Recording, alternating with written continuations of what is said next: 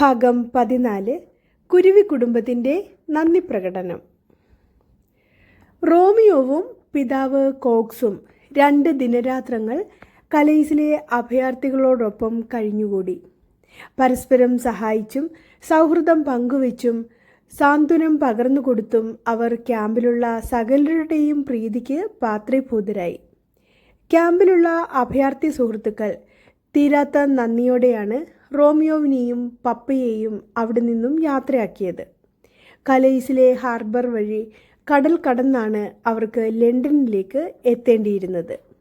അഭയാർത്ഥികളെയും കൊണ്ട് വല്ലപ്പോഴും മാത്രം കലൈസിലെത്തുന്ന സ്റ്റീം ബോട്ടുകളായിരുന്നു അവർക്ക് ലണ്ടനിൽ എത്തിച്ചേരാനുള്ള ഏക മാർഗം.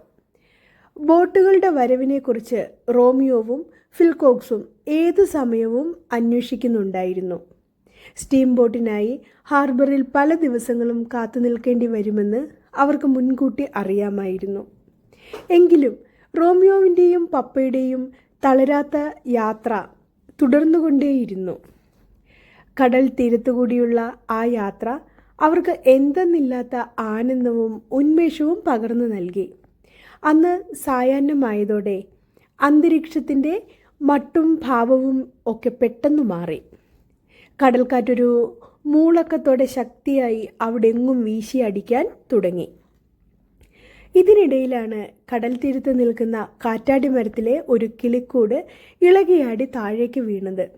കൂട് നിലം പതിച്ചതോടെ അതിനുള്ളിൽ ഉണ്ടായിരുന്ന പക്ഷിക്കുഞ്ഞുങ്ങൾ ഉച്ചത്തിൽ കീ കീ കീ എന്ന് കരയാൻ തുടങ്ങി. കരച്ചിൽ കേട്ട് റോമിയോവും കോക്സും അപ്പോൾ തന്നെ ആ കിളിക്കൂടിനരികിലേക്ക് ഓടിച്ചെന്നു. പറക്കമുറ്റാത്ത കുരുവിക്കുഞ്ഞുങ്ങളാണ്. അച്ഛനും അമ്മയും ഇര തേടിപ്പോയ സമയമാണെന്ന് തോന്നുന്നു.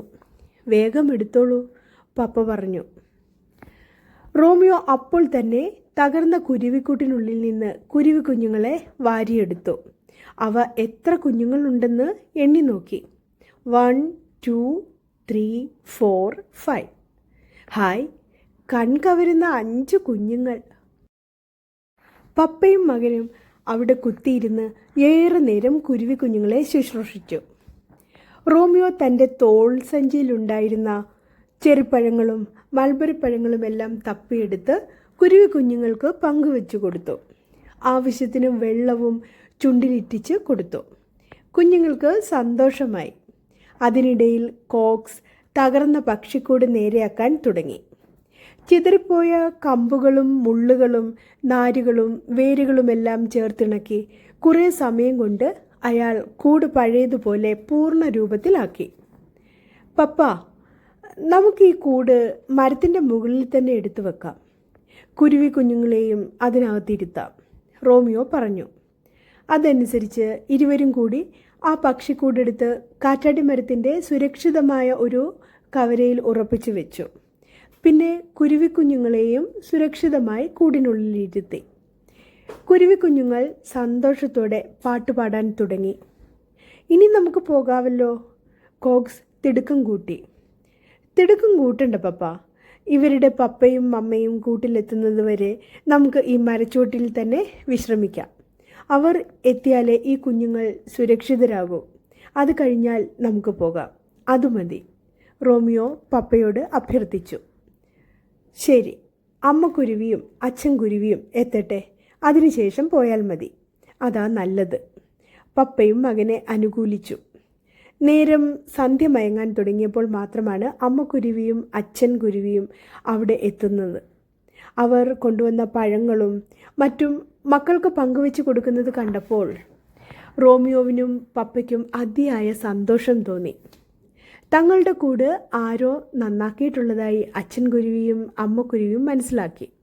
മക്കൾ അതേക്കുറിച്ചുള്ള വിവരമെല്ലാം അവരോട് പറഞ്ഞിരിക്കണം.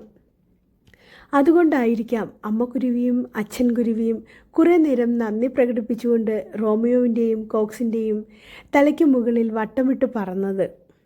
ആ നന്ദി പ്രകടനം കണ്ട് റോമിയോവും കോക്സും കൂടുതൽ സന്തോഷിച്ചു. താമസിയാതെ അവർ കുരുവി കുടുംബത്തോട് ഗുഡ് ബൈ പറഞ്ഞു. ഭാഗം 15 കടൽ തീരത്ത് ഒരു ആമ സർക്കസ്. ലണ്ടനിലേക്ക് കടക്കാനുള്ള ബോട്ട് തേടി കലൈസിൽ കഴിയുന്നതിനിടയിലാണ് റോമിയോ ഒരു സുഡാനീസ് ബാലനുമായി പരിചയപ്പെട്ടത്. കറുത്തുമെലിഞ്ഞ ബാലൻ്റെ പേര് ബഖീത്ത് എന്നായിരുന്നു. റോമിയോ കാൽനടയായി പുറപ്പെട്ടതുപോലെ തൻ്റെ ജന്മനാട്ടിൽ നിന്ന് 1000 കിലോമീറ്ററുകൾ കാൽനടയായി സഞ്ചരിച്ചാണ് ബഖീത്ത് കലൈസിലെത്തിയത്. ബോട്ട് മാർഗം ഇംഗ്ലണ്ടിലെത്തുക എന്നത് തന്നെയായിരുന്നു ബഖീത്തിൻ്റെയും ഉദ്ദേശം. റോമിയോവും കോക്സും വളരെ നേരം ആ ബാലനുമായി യാത്രാവിശേഷങ്ങൾ പങ്കുവച്ചു. ഇംഗ്ലണ്ടിലുള്ള തൻ്റെ സഹോദരൻ്റെ പക്കലെത്താനാണ് താൻ തിടുക്കത്തിൽ യാത്ര തിരിച്ചതെന്ന് ബഖീത്ത് പറഞ്ഞു. റോമിയോവിൻ്റെ സഞ്ചാരം അപ്പോഴേക്കും 2500ഓളം കിലോമീറ്ററുകൾ പിന്നിട്ടു കഴിഞ്ഞിരുന്നു. എങ്കിലും എത്രയും വേഗം മുത്തശ്ശിയുടെ പക്കലെത്താൻ അവൻ്റെ മനസ്സ് ഓരോ നിമിഷവും ദാഹിച്ചുകൊണ്ടിരുന്നു. തലേ ദിവസം റോമിയോവിനും കോക്സിനും ഫ്രാൻസിലെ ഒരു വിശിഷ്ട കുടുംബം ആതിഥ്യമരുളിയിരുന്നു. നാട്ടിലെ ഒരു പുരാതന കുടുംബത്തിൻ്റെ നാഥനും നാട്ടുകാരുടെ ആരാധകനുമായ ജീനും അദ്ദേഹത്തിൻ്റെ സഹധർമ്മിണി മാരി അർണോൾഡുമായിരുന്നു ആ വിശിഷ്ട വ്യക്തികൾ. സന്തോഷപൂർവ്വമാണ് അവർ തങ്ങളുടെ പുരാതന മഹിമ തങ്ങി നിൽക്കുന്ന ഭവനത്തിലേക്ക് റോമിയോവിനെയും കോക്സിനെയും ക്ഷണിച്ചത്. ആംഗലേയ പാരമ്പര്യമനുസരിച്ചുള്ള ഭക്ഷണപാനീയങ്ങൾ ഉൾപ്പെടുത്തിയായിരുന്നു ജീനിൻ്റെ കുടുംബം അവരെ സത്കരിച്ചത്. മാത്രമല്ല, അവരുടെ വളർത്തുനായയും ഒരുമിച്ച് കുറേ നേരം കളിച്ച് രസിക്കാൻ ജീൻ റോമിയോവിന് അവസരം ഒരുക്കി കൊടുക്കുകയും ചെയ്തു. റോമിയോവിൻ്റെ മഹായാനത്തിലെ മറക്കാനാവാത്ത ഒരു അനുഭവം തന്നെയായിരുന്നു അത്. അന്നത്തെ ഒരു രാത്രി റോമിയോവും പപ്പയും അന്തിയുറങ്ങിയത് ജീനിൻ്റെ പുരാതന ഭവനത്തിൽ തന്നെയായിരുന്നു. വടക്കൻ ഫ്രാൻസിലെ 1-ാം ലോക മഹായുദ്ധകാലത്തെ ചരിത്ര ഭൂമികകളിലൂടെയും റോമിയോവും കോക്സും കടന്നുപോയി. 2 ദിവസം അവിടെ തങ്ങി അതെല്ലാം നേരിൽ കാണാനും അതിൻ്റെ ചരിത്ര സ്മരണകൾ അയവിറക്കാനും അവർക്ക് അവസരം ലഭിച്ചു. മഹായുദ്ധകാലത്ത് ഒരൊറ്റ പ്രഭാതത്തിൽ 20,000 പേരുടെ ജീവനാണത്രേ അവിടെ പൊലിഞ്ഞത്. സൈക്കിളിൽ സവാരി ചെയ്ത് അവിടുത്തെ ചരിത്ര സ്മാരകങ്ങളും പള്ളി സെമിത്തേരികളും സന്ദർശിക്കാനുള്ള അവസരം റോമിയോവിനും പപ്പയ്ക്കും അവിടുത്തുകാർ ചെയ്തു കൊടുത്തു. വിക്ടർ ഹ്യൂഗോവിൻ്റെ നേത്രദാമിലെ കൂനൻ എന്ന നോവലിലെ നോട്ടർഡാം പള്ളിയും അവർ നേരിൽ കണ്ടു. റോമിയോയും പപ്പയും കടൽ തീരത്തുകൂടി സൈക്കിളിൽ വരുമ്പോൾ കുറേ അഭയാർത്ഥി കുട്ടികൾ ചേർന്ന് ഒരു വലിയ ആമയെക്കൊണ്ട് സർക്കസ് ചെയ്യിക്കാൻ ശ്രമിക്കുന്നത് കണ്ടു. ആമയെ മലർത്തി കിടത്തി നെഞ്ചിൽ ഒരു വലിയ കല്ല് കയറ്റി വെച്ച് അഭ്യാസങ്ങൾ ചെയ്യിപ്പിക്കാൻ ശ്രമിക്കുന്നതാണ് റോമിയോ കണ്ടത്. അവന് അത് സഹിക്കാൻ കഴിഞ്ഞില്ല. സൈക്കിൾ നിർത്തി അവൻ ആ കൂട്ടുകാരുടെ സമീപത്തേക്ക് ചെന്നു. പിന്നാലെ വന്ന കോക്സും സൈക്കിൾ നിർത്തി മകനോടൊപ്പം ചെന്നു. റോമിയോ ആ കുസൃതികളോട് പറഞ്ഞു, "ചെങ്ങാതിമാരെ, പാവം ആമയെക്കൊണ്ട് എന്തിനാണിങ്ങനെ സർക്കസ് ചെയ്യിക്കുന്നത്? അതിനെ അതിൻ്റെ പാട്ടിന് വിട്ടേക്കൂ. നമുക്കുള്ളതുപോലെ പപ്പയും അമ്മയും ഗ്രാൻഡ്മയും ഒക്കെ ആ ആമയ്ക്കും ഉണ്ട്. ഇവനും അവരെ തേടി ഇറങ്ങിയതാവും. ഉപദ്രവിക്കാതെ വെറുതെ വിട്ടേക്കൂ." അത് കേട്ടതോടെ ആ കുസൃതി കുട്ടന്മാർ വേഗം കലപിലയൊക്കെ നിർത്തി ആമയെ കടലിലേക്ക് വഴിതിരിച്ചു വിട്ടു. അത് കണ്ടപ്പോൾ റോമിയോ പറഞ്ഞു, "നിങ്ങൾ നല്ല കൂട്ടുകാരാണ്. ഞാനൊന്ന് പറഞ്ഞപ്പോൾ തന്നെ കാര്യം മനസ്സിലാക്കി. ആ മിണ്ടാപ്രാണിയെ വിട്ടയച്ചല്ലോ. നിങ്ങൾക്ക് നന്മ വരും." മകൻ്റെ ഉപദേശവും കുട്ടികളുടെ പ്രവൃത്തിയുമെല്ലാം ശ്രദ്ധിച്ചു നിന്ന കോക്സിനും വലിയ സന്തോഷം തോന്നി. അയാളും കുട്ടികളെ അഭിനന്ദിച്ചു. "കൂട്ടുകാരെ, നിങ്ങൾ ചെയ്ത സത്പ്രവൃത്തി കണ്ട് ഞാനും ഏറെ സന്തോഷിക്കുന്നു. ആ സഹജീവിയെ ഉപദ്രവിക്കേണ്ട യാതൊരു കാര്യവും നമുക്കില്ല."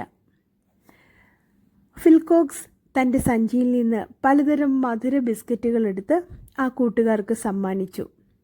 അവർ അത് തിന്നുകൊണ്ട് ആർപ്പുവിളിയോടെ ഓടിപ്പോയി.